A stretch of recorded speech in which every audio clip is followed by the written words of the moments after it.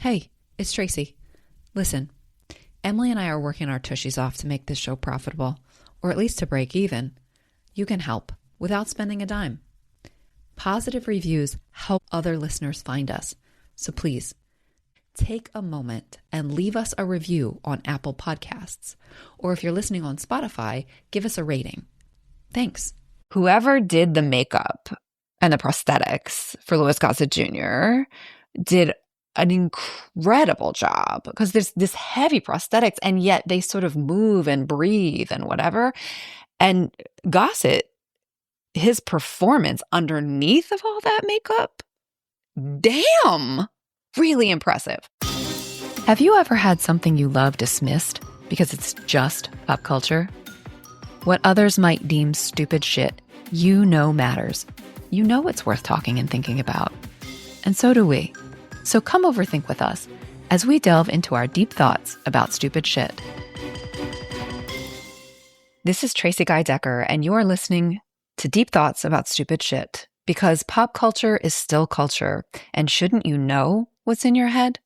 On today's episode, I'll be sharing my deep thoughts about the 1985 science fiction movie Enemy Mine with my sister, Emily Guy Birkin, and with you. Let's dive in. Okay, I know you've seen this one because pretty sure we saw it together, probably more than once, because this is one of our stepfather's favorites. So tell me, what's in your head about Enemy Mine? Oh, that's funny. I remember watching it with Dad, not with our really? stepdad. Yeah. Yeah, our stepdad really loved this movie. Okay. So what's funny is I feel like I've only seen the beginning of it once, but I've seen like halfway through to the end many times. So I don't really remember how it begins. The things that are in my head, I remember Dennis Quaid. I remember that his character's name is like Willis Davidge or something like that. Yes, Willis E. Davidge. Yes. And in part because Louis Gossett Jr., who plays the Drac, the alien, has a child, and the child ends up naming their child after Willis. Not exactly, but yes. Okay. Not precisely. And something along those lines. There's a voiceover at the end where it's talking about that, about something like that, about how Willis's name is added to the lineage, oral history of yes. The Drac. The other thing I remember is the child, because Willis goes back to rescue the child who he has raised, because Louis Gossett Jr.'s character dies in childbirth, I believe. And so goes back. And when he finally is reunited with the kid goes, who has called him uncle, goes, "Uncle, you look terrible." And I remember being delighted by that as a small child. I know that it was directed by Wolfgang Petersen, who directed The Neverending Story, and that some of the sets from The Neverending Story were reused for this film. Oh, really? I didn't know that. Yeah. And so if you watch them back to back, you can actually see it. And the Drac aliens, I know, were non-binary. They were actually singular gender. I don't know what you would call that. Yeah. Unigender?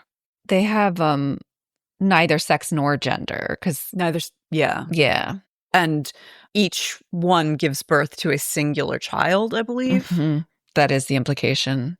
And I remember finding that fascinating as a child. And I remember because Dennis Quaid's character and Louis Gossett Jr.'s character are marooned on a planet together, and they're enemies, but they have to work together to survive. And the Drac, it is their time to have a child.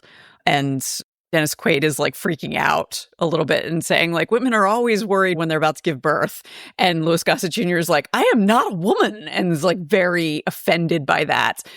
And I remember that really striking me as a child. And it's something that's, looking back, I think was actually quite progressive and an important moment to think about, like the problems of misgendering when you are stuck in a binary way of thinking about things for 1985.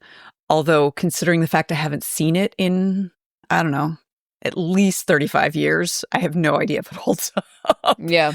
I do wonder if it was at all influenced by Ursula K. Le Guin, because I know she wrote about aliens It's based on a short story by Barry Longear, a novella. Okay. So there's quite a bit in my head. I also remember Dennis Quaid mentions the Houston Oilers, who ceased to be after the film. So I was like, oh, I got dated.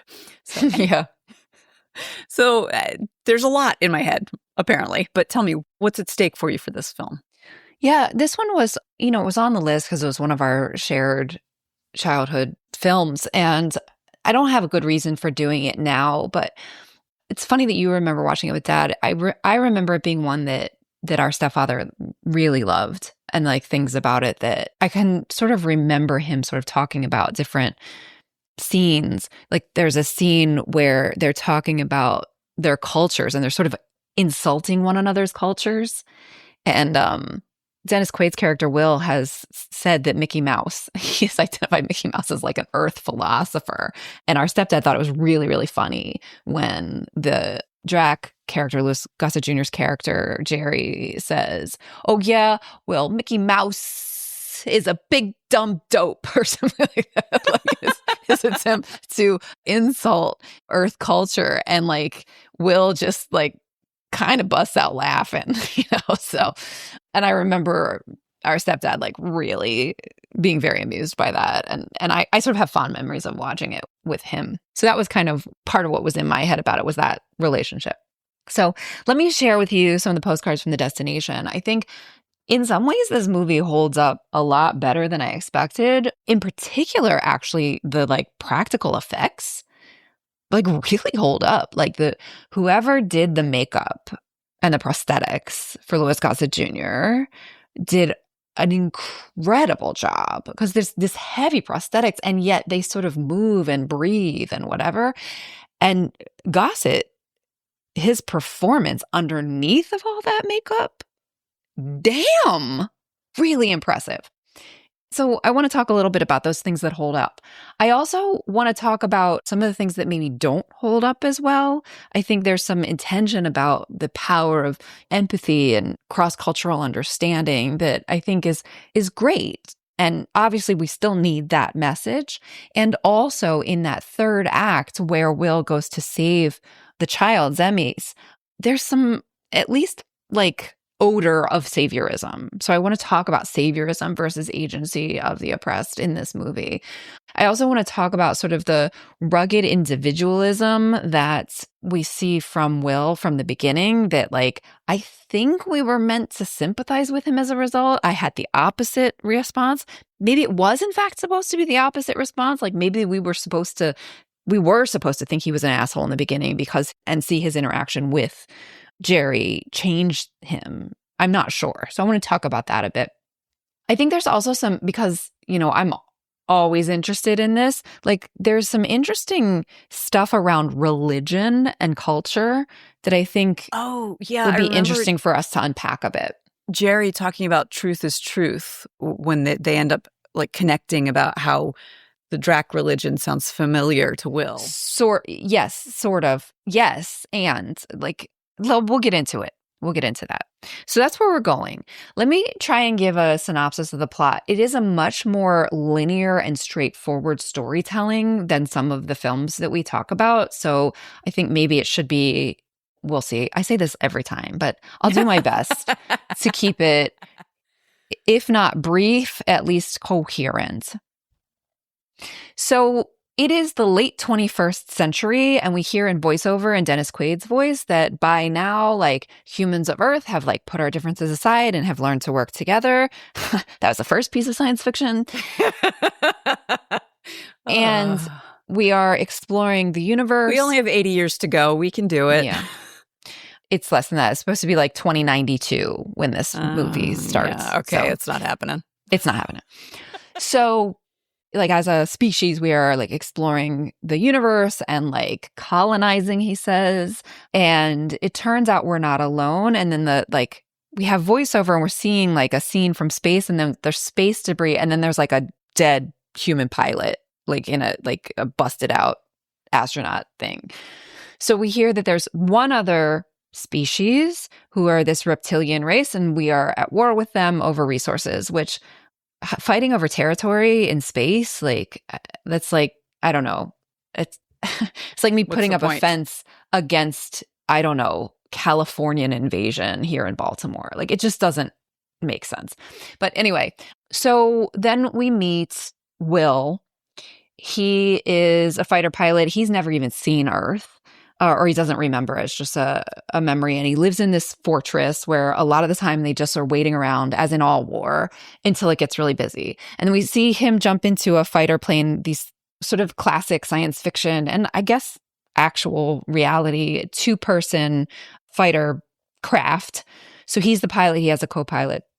And they're out and they're fighting these Drak who are in similarly, alien spacecraft and, that sort of classic, what's it called, air battle.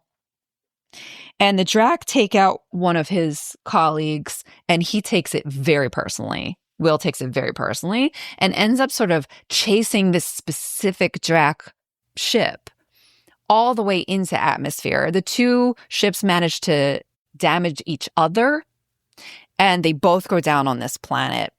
The co-pilot dies in the crash, which, oh, by the way, in the scene with the co-pilot before the crash, there's some really, really gross dialogue. The co-pilot, Joey, who's younger, says, let's get this done quickly because I have a date. And he says the name of the woman that he has a date with, her last name. She's a nurse. And Quaid's character says, wait, isn't she the one we called the white balloon? And Joey's like, that's not fair. She's lost a bunch of weight or something like that. Like, it's fat shaming. And I'm going back to say that because A, gross, B, then Joey's dying on the planet's surface because he's taken some injuries in the crash. And his last words to Will are, don't call her that anymore. It really hurts her feelings. And don't let the guys do it either. Promise me you won't let the those are Joey's last words. Once Joey has been buried, Will's still set on revenge. So he sees the smoke rising from the crash of the Drak ship and goes to find him. And that's when we first see Louis Gossett Jr. in the full makeup. Like, he's even taken his flight suit off. He's got a little bit of a tail. It's this sort of reptilian. And he's got this, he must have had a dance choreographer working with him because even the way he moves is this sort of just different enough that you kind of believe that it's like an alien species. I remember it being an immersive performance. So the 2 of them, Will tries to kill the Drak in kind of devious ways by pouring jet fuel on the pool where he's swimming and then lighting it on fire. It doesn't work. The Drak is fine. And Will goes to try and take something out of the escape pod and ends up electrocuting himself. So he becomes the prisoner of the Drak. Pretty quickly, though, a meteor shower starts and big pieces are falling and it's very dangerous. So they have to take shelter together in a little cave nearby. So that starts sort of a long, it's a combination of scenes and montage of them needing to work together to survive. We know time is passing because Dennis Quaid's beard and hair are growing. They build a shelter. It falls over. Then there's a whole scene with this scary monster that lives underground that eats these little crab turtles but can't eat the turtle shell. And so they build their shelter out of the shells because they realize the shells are super strong and probably can withstand the meteors. The scary monster almost gets Will, but Jerry actually saves him. Jerry is what Will calls the Louis Gossett Jr.'s Drak character. He has a longer name that I did not bother to remember. I apologize. But, neither did Will. So at least in the beginning. Oh, sorry, I have it up on my screen. It's Jariba Shigan is Jerry's full name. So we see them starting to have to work together in order to survive. So the first act is that a deepening friendship, to pass the time. They're learning each other's language a little bit. There's the scene where the Mickey Mouse thing that comes up because Will says, it's like they always say, if at first you don't succeed, try again. And Jerry says that sounds like the prophet, whatever his prophet's name is, which I don't remember at the moment. And he said, no, that was Mickey Mouse. And that's how the Mickey Mouse thing comes about later on when they're fighting. So we learn that there's a religion, and eventually even like they've sort of become these grudging friends. Jerry's always reading out of this little silver book that he wears around his neck, like a Bible. And Will is like, what are you ever going to get tired of reading that? And Jerry's like, no. And they eventually, in that scene, then Jerry agrees to teach Will how to read it. And from the book, he actually like puts the necklace with the book around Will's neck, around Dennis Quaid's neck, and says, the book is given to the pupil. And I am unqualified to teach, but I'm the only one here. It's actually a really sweet moment. It's one of those like really standout acting scenes. Yeah. I'm getting goosebumps just remembering it. Yeah. So they're learning, and we see Dennis Quaid like reading from the book, and then Jerry says, now translate. And he says something like, when someone does something hateful to you, do not do hateful back, but rather give him love, and love will open. I don't know, something like that. And Will says, I've heard this before. This is what you remember. Will says, I've heard this before in the human Talmud. Talmud is the name of this Bible, this alien Bible. And Jerry says, of course, because truth is truth. But you haven't heard the way Drac expressed the truth. And then he sings it in the Drac language. Oh, I remember the Drac. Yeah, the Drac singing. There's like trilling and stuff. And throughout, there's really interesting, like almost code switching, where they'll say a few words in this like Drac language and then say something else in English. It's really, really, that piece of it I feel like is really well done. And that part where when Will is like rescued by humans, he's singing in Drac. Sort of, yes. Yeah. I'll get to it. You get to it. Yeah, no, I'm just like, I'm remembering how much I liked that. It's making me tear up. So Will is having a dream. He keeps having dreams that like a ship is coming, and he wakes up and he can still hear the ship. And like things are fine, but also not fine. Like they're out on a beautiful cliff, and like Jerry is singing from the Talmud, and then a meteor strike hits, and they're like running for shelter, and Jerry's having a hard time, and they have a big fight. And afterwards, after this fight, Will says, we're going crazy. We need to move because we can't just stay here. We're going crazy. If the meteors don't get us, we'll kill each other. We need to move. And Jerry says, Jerry doesn't go with him. So he ends up striking out on his own. Jerry says he just doesn't, he wants to stay. They want to stay. So Will goes out on his own. You see these like big scenes of him walking in this like sort of sandy expanse. And then he finds humans. There's like a Pepsi can with this weird shape, which was this weird product placement right in the middle. And it turns out they're human scavengers, and he finds a Drac skull among them. And these scavengers, like, they're mercenaries, and they just strip planets of their natural resources, and they enslave Drac to do it. And we can see that Will is repulsed by this in a way that he would not have been at the beginning of the movie.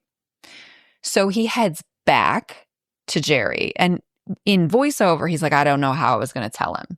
He gets back, it's snowing, it's super cold, and it turns out Jerry is expecting. That's why Jerry didn't go with him, was because he's expecting. And we are told, like, Will like freaks out and laughs, like, don't look at me, how did it even happen? And Jerry says, you humans get to choose, but we don't get to choose. It just happens when it's time, and it is time. So the super scary monster that lives in the ground, like, somehow manages to get into their like underneath their shelter and nearly kills Jerry. Will manages to save him. Like, he throws with bare hands, throws coals into the monster's mouth, and they escape. They run through the snow up to a cave, like up in the mountains. While they're hanging out there, while Jerry's getting bigger, closer to giving birth, Jerry teaches Will to sing Jerry's lineage, the lineage of Jariba. And this is an honor that Jerry is giving to Will. And then we learn that the child's name will be Zamis because there's like a specific order. There are 5 names. And so they recycle every, 6th generation. It's the same name. And we hear all the names. And then when it's time, Jerry is like all sweaty. And again, like Louis Gossett Jr.'s performance is amazing. And something is wrong. You're going to need to be a parent. And that's the bit you remember where Will is like, no, you're going to be fine. You're going to be fine. Women are always nervous before childbirth. And that's when the line you remember, I'm not a woman. And so Will like edits himself and says, well, people who give birth are always nervous before they give birth. But Jerry's right. Something is seriously wrong. So he makes Will swear that Will raise Zamis and will take Zamis back to Drakon, the home planet, and recite the lineage before the council so that Zamis can be accepted as a member of the society. So he swears it. And then Jerry says, you're going to have to take it out of me, take Zamis out of me. Jerry dies. And Will's like, I can't do it. But then he can see movement in the abdomen.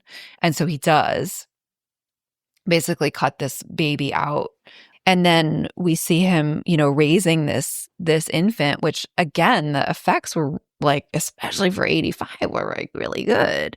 He ends up like chewing the food for the baby like a mama bird. He grows very quickly. Zamis, they grow very quickly.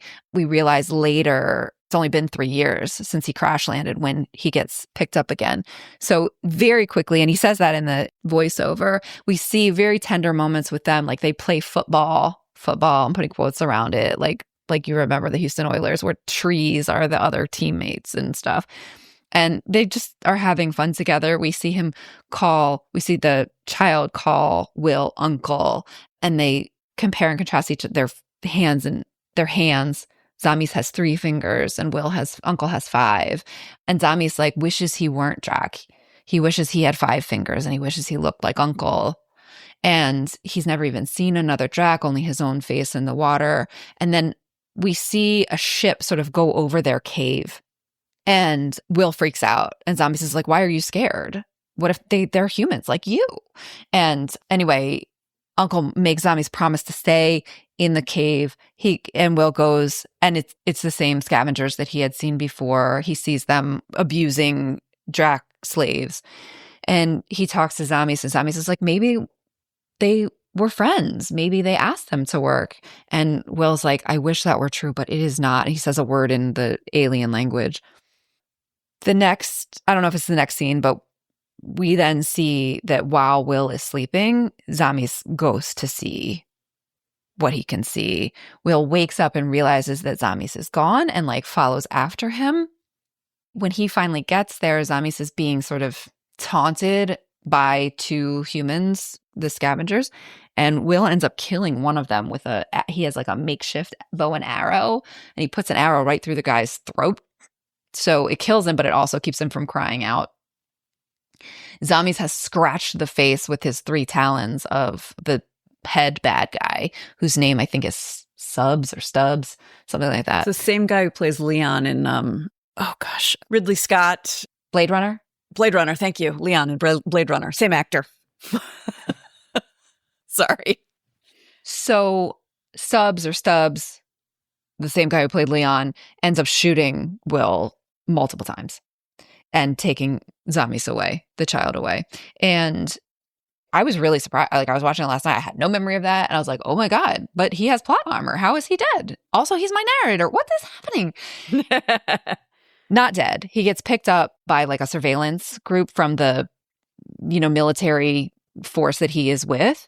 And he's about to be given a very unceremonious funeral, like space funeral, when they don't have dog tags for him. And so the guy working it's like literally a conveyor belt funeral, like opens the body bag to try and look for it. And he sees the chain for the silver book around his neck, and he tries to take it. And in the time while he's trying to pull it off, the so-called corpse, like Dennis Quaid, like reaches up his arm and grabs his throat because, after you've been like mostly dead for days, you have enough strength to choke a man. Well, they were going for the talman. Don't touch a man's talman. Yeah, I guess. So they rush him to, sick bay, and like his friends from before, who we really didn't see very much, but apparently they were close friends, are like, trust Will to show up where you least expect him. The advanced medical technology of the 21st century makes him right as rain. They shave his beard off. They cut his hair back to regulation. How much does he owe for the medical technology? I mean, is he going to have to pay for that for the rest of his life? No, it's an advanced world, remember? Okay. So he's not American. Right. So we see him like in his uniform, the way he was in the beginning. He's like back on the hangar bay, and he gets into a new plane, and the guy in the tower or whatever is like, you're not authorized. And he said, I'm going. And the guy's like, no, stand down, turn off the engines. And he's like, I'm going, open the doors. They don't open the doors. He blasts the doors, and he goes back to the planet. He lands near the mining operation. He kills some humans. He talks to the Drac who are there, the enslaved Drac. He's like showing them the Talmud, and he's asking for Zammies. And they're like, one of them goes, you are uncle. Finally, one of them says, you are uncle. Of course we know you're Zammies. He only spoke to me because I'm the only one who speaks the Earthman language. Where is he? Will wants to know where he is. He says, well, he's in their ship if he's still alive. So Will uses the coat of a recently murdered guard to get into the ship. He finds Zammies, who's unconscious, kind of in like a cell underneath grating. He gets him out, and just as he gets the unconscious child out of this spot, the bad guys come and find him.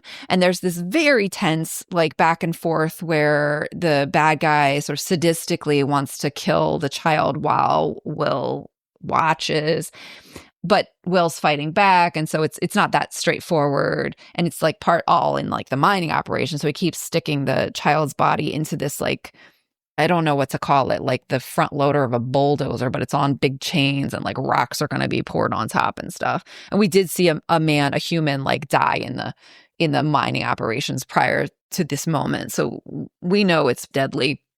And eventually it ends when the big bad guy is shot. He's about to shoot Will, but he's shot by one of the Drac. Meanwhile, the three friends from the BTA, the military organization, they have shown up looking for him because they figure something's up, right? So they actually witness the full reunion when Zammies finally does wake up, as you remember, and says, Uncle, you look terrible.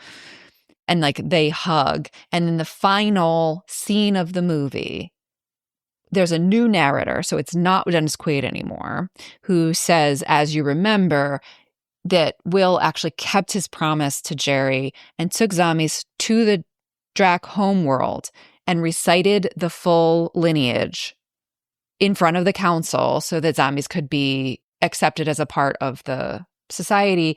And this is what you remember. What the narrator tells us is that when Zammies has its own child, and they use the pronoun it, and brings the child to the council, Willis E. Davidge is added to the lineage of the Jabril line or whatever. So he didn't name the child after him, but he does include Will as a part of the family line, which they know for like 100 generations or something. They remember and sing. So that's what happens in the movie. Not concise.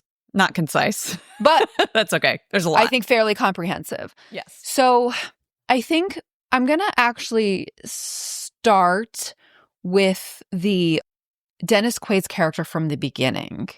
So we have that horrible fat shaming and just kind of misogyny in general. Like one gets the impression I get the impression that if Joey's girlfriend hadn't been overweight, there would have been some other reason that Will would have given him a hard time about her. And the sort of like rugged individualism and the like manifest destiny kind of a feeling, like I'm paraphrasing, but it was something like, these reptiles want the best resources that these local planets have to offer, but they're not going to get it without a fight. And it's like later we hear Jerry say to Will, like, we've been here for 1,000 years. Like, this is not like you're the ones taking our stuff, not the other way around. And as I was watching it last night, I was like, I guess in 1985, I was supposed to be like, rah, rah, way to go to that kind of attitude. Like, we're not going to let them have it without a fight and whatever. Now, as I'm talking to you about it, I wonder if that's true. Like, maybe we were meant to think he was an asshole even in 85 when we watched it, because I think part of the arc of the story that the movie makers wanted to tell was a redemption arc.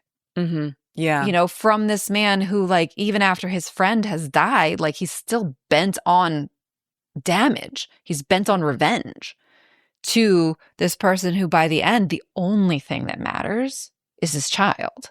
Mm-hmm. So maybe I was mistaken in thinking that that sort of jingoism was meant to be applauded. Admirable. Yeah. Yeah. I don't know.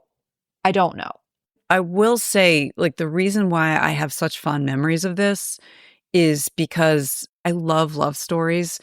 I like romance because that is the most consistent place I can get them. Mm-hmm. But this is one of the love stories that I loved as a child. Like, the friendship between Jerry and Will was something that just really touched my heart. And then the parenting, the fact that Will, who was not someone who was like parent material, who then became I will stop at nothing to make sure that this child is okay and that I will fulfill my promise to my friend. And the love between him and the uncle, you look terrible. Like, after Zamis has been through such a traumatic event because of his love for his guardian. That is what made me just adore this movie as a child. So I think that there is something to that. Like, I think we're supposed to see him as, like, at the very least, kind of self-centered jerk. Yeah. Even if we sympathize with why he is. Even if we're like, yeah, okay, he has a point, but, you know, you're taking a little far there, Will. I think that there is something to be said about, like, I think you're right that it's supposed to be like, we're seeing this person become better. Right. Definitely. And I do think if we break this into 3 acts, with, you know, act 1, the crash and they're still fighting and whatever, and then act 2 is them becoming friends, and then it ends with Jerry's death, and then act 3 is the parenting and the rescue. Act 3 is like off script for sci-fi in the 80s. Like, that's totally unexpected. I think we've seen that before. One commentator that I read pointed out that Next Generation episode that we have referenced before, Shaka, when the walls fell, is actually that. It's that same, you know, these enemies, like, forced to work together and, like, become more culturally competent, interculturally competent in order to survive. We've seen this before. Adding the child in, that's different. It's not a part of that usual forced to work together to survive script. And I actually found it very interesting. I think there are other commentators who don't like it, but I quite liked it. And I think your memories of it are accurate, that it's very moving, and it's meant to be moving. In fact, the implication, like, we see the 3 friends, like, in the flight suits watching, and they are visibly moved by this. And there is implication that this relationship between Will and Zamis, well, Will and Jerry and then Will and Zamis, actually, like, turns the tide of the conflict, right? Because Will is there on the homeworld, on the Dracon homeworld. So there is, like, definitely suggestion that this love across difference can turn the tide of wars, which is, like, a really inspiring idea. You know, it's no wonder then that it gets tied back to religious ideas, to prophetic ideas, like this idea that truth is truth and that there's something universal about it, just gets expressed differently. Like, I think the movie makers were trying to show that as much as tell. Well, and it fits with the fact that Wolfgang Petersen also made Neverending Story. I mean, like, he has ideas that he's drawn to.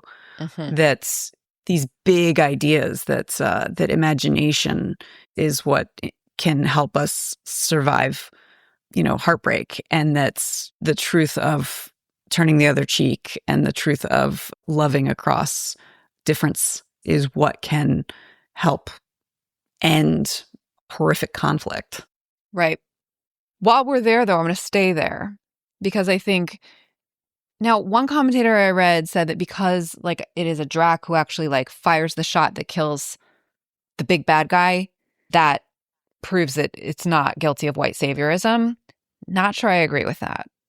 Right?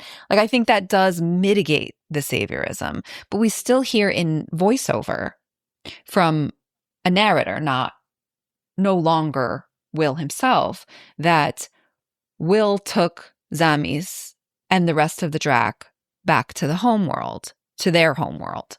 Mm-hmm. And then this sort of idea that he then becomes, you know, a part of the line of Zamis. And even the fact that these other white people, because they're white humans watching, like, are moved to change their ways. Like, there's still sort of that inflated sense of the power of this one person whose mama bear energy, like, burned down the world.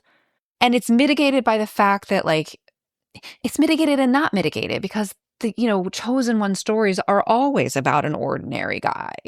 And so I feel like though the saviorism, the dangers of saviorism remain, there is some mitigation in the fact that we got there not through, he got to being the chosen one, not through being really good at swordplay or by training really hard, but by opening up to love.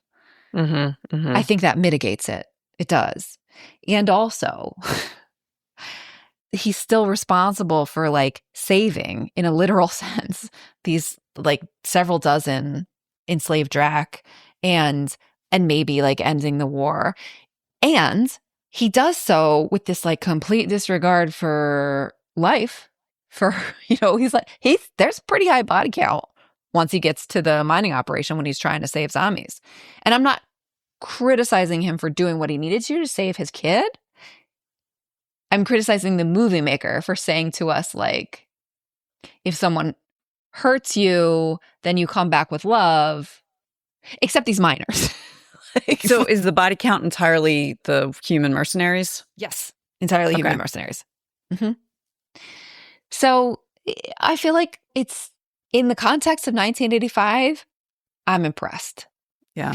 With 2026 eyes, there's some things that like I might have written differently to more fully underscore the point Mm-hmm. that I think the movie was trying to make. I would have given the enslaved Drac even more agency. I would have written, even if the action stayed the same, but the voiceover say the Drac took a ship and allowed Will to come along. Yeah. In order to sing the lineage. Yeah. Yeah. You know, like they could have left the actual action exactly the same, but like Made it clear that because the Drac are perfectly capable of getting themselves back to their homeland, with the exception of the children, but the adult Dracs. if they have access to a ship. Yeah. So yeah, so I stand by what I just said. For 1985, I'm impressed. For 2026, looking back, I think there are ways to make changes, to give Drac more agency, to more fully actually show what I think the movie makers were trying to convey without changing a whole lot of the action. So that's something that I just wanted to name. I'd love to talk about the non-binary. That's exactly where I was going. That was exactly where I was going. Non-gendered aspect of the Drac. So one of the things that like stood out to 2026 ears that I was like, oh, in the voiceover, Will is saying these, you know, creepy, totally not a human reptilian Drac who don't even have men and women, but somehow weirdly both wrapped up together in a scaly body. And I was like, I don't love the way you said that, Will. But that is also part of his journey. Yes. And I think part of what jarred was that comes within, I don't know, 2 minutes of him saying by the late 21st century, humans were so much more evolved that we stopped fighting. And yet this like very early 20th But century that doesn't is sort necessarily of include trans people. right. Right. Yeah. Which, again, 1985 was not top of mind in the way that it is today. And like it jarred as I was listening to it now. That said, the movie, especially in voiceover, is very careful not to gender Jerry, not to use he, him pronouns about Jerry. It uses it pronouns, which again, like felt like a bit of a speed bump because in Will's voice, which it is Will's voice for most of the movie, the narration is, that sounded like an objectification, but not sexual, like a dehumanization. Yeah, it sounds offensive. A derogatory pronoun. I don't think it was intended that way. It was intended to be gender neutral. Mm-hmm. And therein lies the challenge of the English language and how deeply entrenched gender is in the way that we talk about people. Mm-hmm. But I was struck by how careful the movie was, not always Will, but the movie, to not misgender Jerry. Mm-hmm. So there's the moment you remember, I'm not a woman, but there's also this voiceover that does not use gendered pronouns about him, which in some ways feels prescient today. Though I'm really glad we don't use it about non-binary folks. And they can be confusing because we use it as plural and it becomes like just linguistically it becomes confusing. But it does not work. Makes me wonder how the film in translation for like Spanish or German or French, where there are only gendered pronouns. It's an interesting question. I did not do that. Yeah, I have wondered just how non-binary folks who speak those languages, I'm sure they have their things like Z and Zer in English. Which is not caught on much, really. No, but I'm sure there must be things like that have, because there's no other way. Anyway, that's a sidebar that we don't need to go down right now. But yeah, that is very interesting. And I can see where in some ways that makes the Drac seem more alien, because to English-speaking humans, that sounds dehumanizing, desoulizing. Like, Mm-hmm. It makes you sound like an object. Yeah, it implies a lack of sentience. Yes. Because even about animals, we use gendered pronouns. Exactly. Whereas for a Drac, it would be completely non-offensive because there is no gender, there is no sex. So, like, It is the correct pronoun if you're using English. And I'm sure that whatever the Drac language is, it's just not offensive.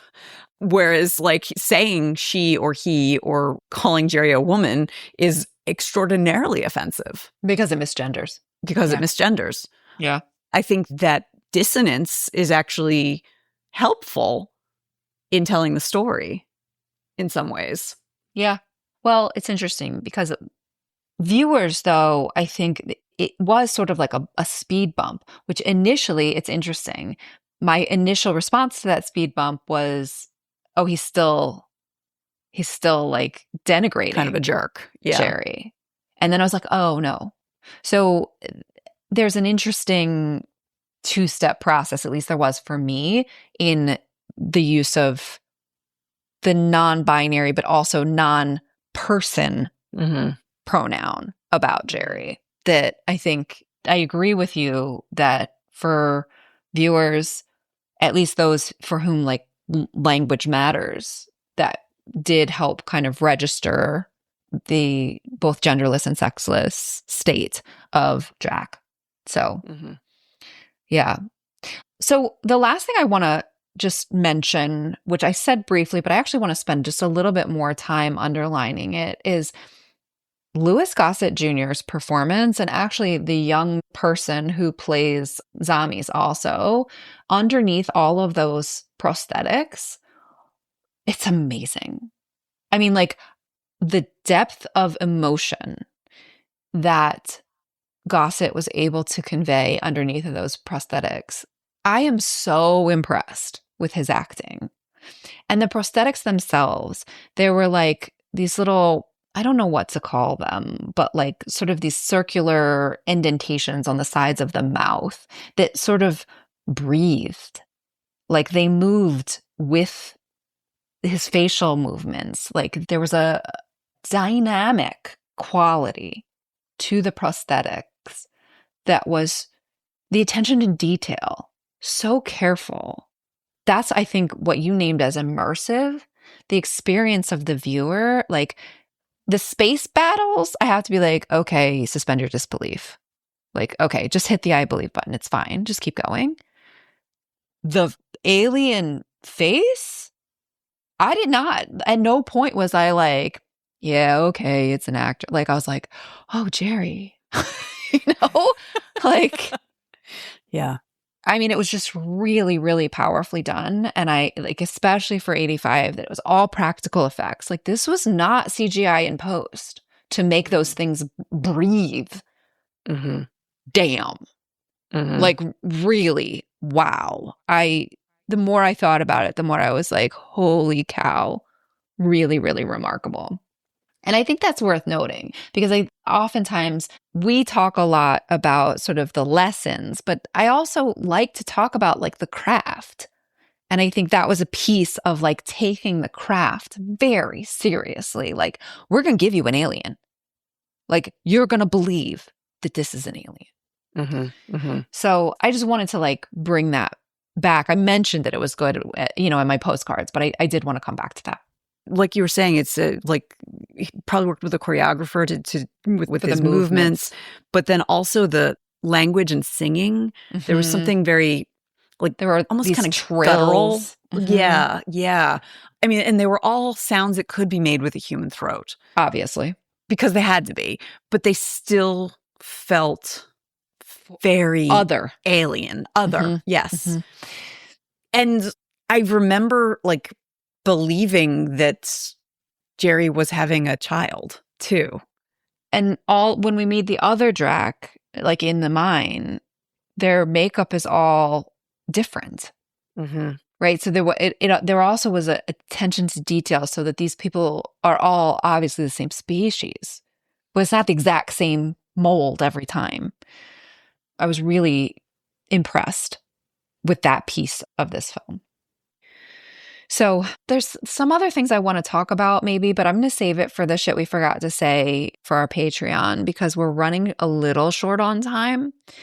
So let me just go back and give you the highlights of what we talked about, and you can fill in anything that we missed. So in many ways, this movie really holds up, especially just the actual like effects of it, like the sets, the prosthetic, the makeup, even the animatronics of the infant alien, like very believable. 3 cheers for practical effects. Yeah. Yeah. Really great. I think there's a way in which Jerry and the Drac species non-binariness, they're both sexless and genderless, and their asexual reproduction was meant to be sort of foreign, but this sort of idea of neither and both in some ways was prescient of a human experience that we're having here these 40 some years later, where many folks are realizing that the gender binary just doesn't serve them. And that feels kind of exciting when I think about that in that way, especially since coming to accept and love this non-binary person was part of the growth arc for our protagonist. Mm-hmm. Our rugged individual, masculine, macho man. Yeah. Protagonist. Yeah. Who, with the misogyny and the fat shaming from the beginning, and then, by the end, he's, burning down hell and earth to get to this child who is the child of his mortal enemy. So that's pretty neat. I think there are some ways in which I think the intention, the sort of showing us the ways in which love across difference, platonic love in this case, across difference, and even across, antagonism, is the way to end conflict and big conflict. And that the movie does show us that, and also with 2026 eyes, there are ways in which I would have edited, especially voiceover, in order to give more players more agency, in order to reduce the saviorism effect that ends up stealing agency from the people, or Drac in this case, who the savior saves. I noted that the first 2 acts of this film are fairly expected. We've seen it before in science fiction and even in non-science fiction, where we see field operatives who, spies who have to end up working together in order to survive. Adding the 3rd act with this child, adding this parenting component, is the piece that is subversive of expectations. And the movie maker suggests is what subverts the antagonism. And that's really interesting, I think. We spoke briefly about the showing us that truth is truth, including religious truth, where the alien's Talmon sounds a lot like the Talmud. Well, the word sounds a lot like Talmud, but the actual messages sound a lot like Christian scripture. I mean, it sounds a lot like Jesus, but it also sounds, I mean, I think you're pointing to the fact that it sounds a bit like Hillel, or just Tanakh, love the stranger as yourself. Like, as Jerry says, like, truth is truth. It just gets expressed differently, which is, I think, you found really beautiful, it sounds like, when you were a kid watching this. I think the movie maker tried to show us that, and not just say it through Jerry's mouth, but actually, like, show us with the storyline. The last thing, I guess, is, like, I'm not sure how much we were meant to sympathize with Dennis Quaid's character from the very beginning. I did not particularly, but I don't know if I felt that way, in the late 80s and early 90s when we were watching it regularly. I don't know how much of that is sort of my contemporary view and how much was intended in the 80s. But for sure, he gets a lot more likable by the end, even though he looks terrible, according to Zamis. So what are you bringing me next week, Em? So next week, I'm bringing you, for something completely different, my deep thoughts about Pirates of the Caribbean. Oh, that is completely different. Cool. All right. Well, listener, please head over to our Patreon, where you can actually hear more thoughts about Enemy Mine or any of our recent deep thoughts. We look forward to seeing you there. See you there. This show is a labor of love, but that doesn't make it free to produce. If you enjoy it even half as much as we do, please consider helping to keep us overthinking. You can support us at our Patreon. There's a link in the show notes. Or leave a positive review so others can find us. And of course, share the show with your people. Thanks for listening. Our theme music is Professor Umlaut by Kevin MacLeod from Incompetech.com. Find full music credits in the show notes. Thank you to Resonate Recordings for editing today's episode. Until next time, remember, pop culture is still culture. And shouldn't you know what's in your head?